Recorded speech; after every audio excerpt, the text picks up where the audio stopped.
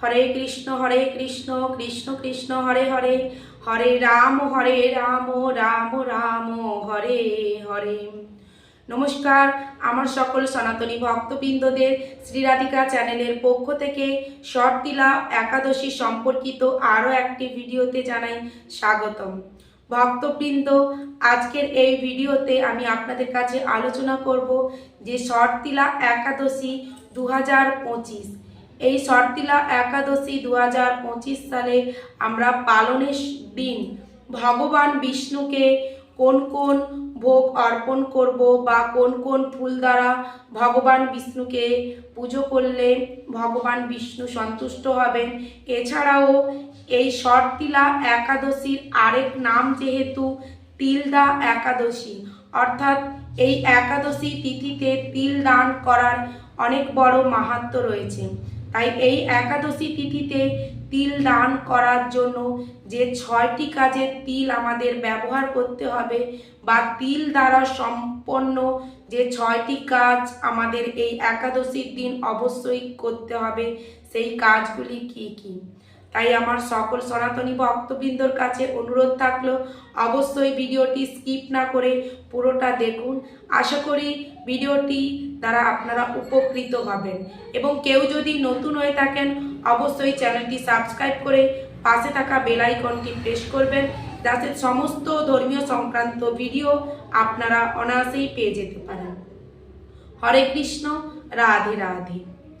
প্রথমত বলি যে এই মাঘ মাসের কৃষ্ণপক্ষের একাদশীর নাম হচ্ছে শর্তিলা একাদশী। আর এই একাদশীর কথা ভবিষ্যত্তর পুরাণে বর্ণিত আছে।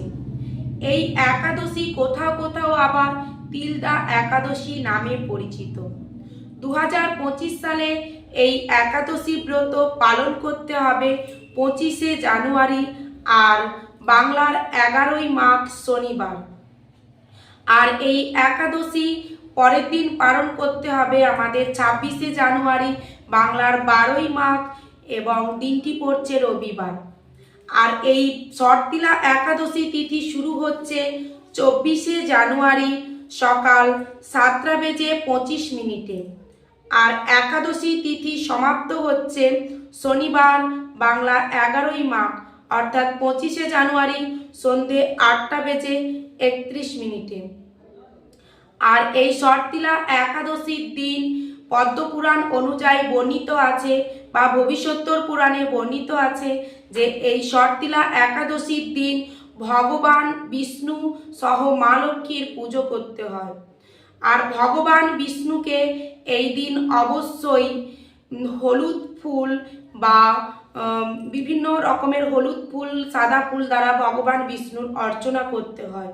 এছাড়াও তুলসী পত্র এবং তিল সহযোগে ভগবানকে এবং বিভিন্ন রকমের সুগন্ধি দ্রব্য সহযোগে ভগবানকে এই দিন পুজো করতে হয়। এছাড়াও এই দিন অবশ্যই ভগবানকে প্রদান করতে হয় নানা রকমের তিলের তৈরি সামগ্রী, অর্থাৎ তিল সহযোগে যে যে 6টি কাজ এই দিন করা কর্তব্য এক এক করে আপনাদের কাছে বলছি। প্রথমত এই শর্তিলা একাদশীর দিন 1 নম্বর, শর্তিলা একাদশীর দিন ব্রতীকে বা যে ভক্ত পালন করবেন, অবশ্যই আমরা যেহেতু সনাতন ধর্মে সবাইকে একাদশী ব্রত পালন করা কর্তব্য। কারণ সমস্ত উপোসের মধ্যে শ্রেষ্ঠ উপোস হচ্ছে একাদশীর উপোস। আর এই একাদশীতে ভক্তকে ব্রহ্ম মুহূর্তে উঠে স্নানের জলে সামান্য পরিমাণ তিল এবং গঙ্গা জল মিশিয়ে স্নান করতে হবে। এর ফলে পরিবারের সমস্ত সুখ সমৃদ্ধি ঘটে। 2 নম্বর, শর্তিলা একাদশীতে তিলের পেস্ট বা তিলের উবটন লাগানোর এক বিশেষ মাহাত্ম্য রয়েছে। মানে তিলকে সামান্য পরিমাণ তিলকে পেস্ট করে সারা অঙ্গে লাগানো বা তেলের সঙ্গে তিল মিশ্রিত করে আমাদের ভক্তকে সারা শরীরে লাগানোর এক বিশেষ মাহাত্ম্য রয়েছে। এতে মনে করা হয় ভক্তের শরীরের নানান রকমের রোগ থেকে মুক্তি লাভ করতে পারে ভক্ত। 3 নম্বর, এই তিথিতে সূর্যোদয়ের সময় হাতে জল এবং কিছুটা পরিমাণ তিল নিয়ে, কালো তিল নিয়ে পূর্বপুরুষের উদ্দেশ্যে তর্পণ করতে হবে। কারণ এই তর্পণের ফলে পিতৃপুরুষেরা প্রসন্ন হবেন এবং পরিবারের সুখ সমৃদ্ধি বৃদ্ধির জন্য তারা আশীর্বাদ করবেন। এছাড়াও এই একাদশী তিথিতে তিল দান করা বা তিলের যজ্ঞ করানো উচিত। কারণ নারায়ণের পুজোর পর তিলের যজ্ঞ বা তিলের আহুতি দিলে ভগবানের আশীর্বাদ প্রাপ্ত হওয়া যায় এবং ভগবান শ্রীহরির কৃপায় এই সংসার সমুদ্র, এই আমাদের মর্তলোকের সমস্ত সংসার সমুদ্রের বন্ধনের সমস্ত পাপ থেকে মুক্ত হওয়া যায়। এই তিথিতে তিলের তৈরি লাড্ডু, তিলের হালুয়া এবং তিলের খিচুড়ি ভগবানকে অর্পণ করলে ভগবান খুবই প্রসন্ন হন। আর সেই প্রসাদ যদি দান করা যায় তাহলে আরও খুব শুভ ফলদায়ক। এই শর্তিলা একাদশীর দিন তিল দান খুবই শুভ বলে মানা হয়। এই একাদশীতে তিল দান করলে, কালো তিল দান করলে শনির অশুভ ছায়া থেকে রক্ষা পাওয়া যায়। মনে করা হয় যে এই শর্তিলা একাদশীর দিন কেউ যদি কোনো ব্যক্তিকে তিল দান করে তাহলে সে সমস্ত রকমের শনির যে অশুভ ছায়া থেকে, প্রকোপ থেকে মুক্ত হতে পারে। এছাড়াও অসহায় ব্যক্তিকে তিল দান করলে, মানে যত সংখ্যক তিল দান করা যায় ঠিক তত সংখ্যক পাপ থেকে মুক্ত হওয়া যায়।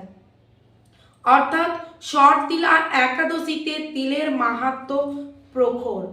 অবশ্যই ভক্তবৃন্দ এই দিন তিল অবশ্যই আপনারা সহযোগে ভগবানের পূজা অর্চনা করবেন।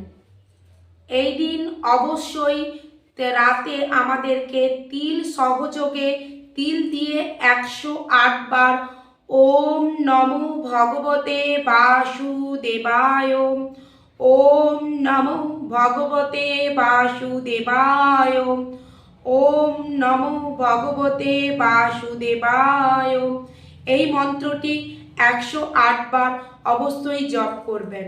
কারণ এই মন্ত্রটি তিল সহযোগে জপ করলে এর ফলে ধনসম্পত্তি বৃদ্ধি এবং শস্য প্রাপ্তির আশীর্বাদ ঘটে। অর্থাৎ ভগবান শ্রীহরির কৃপায় ধনসম্পত্তি বৃদ্ধি ঘটে।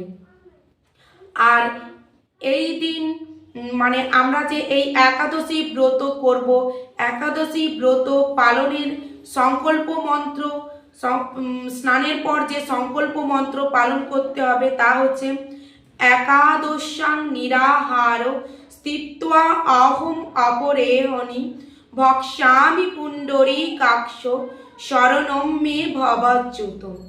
একাদশীর পারণ মন্ত্র হচ্ছে অজ্ঞান তিমিরন্ধস্য ব্রতেনানেব কেশব প্রসীদ সুমুখনাথ জ্ঞান দৃষ্টিপ্রদ ভব।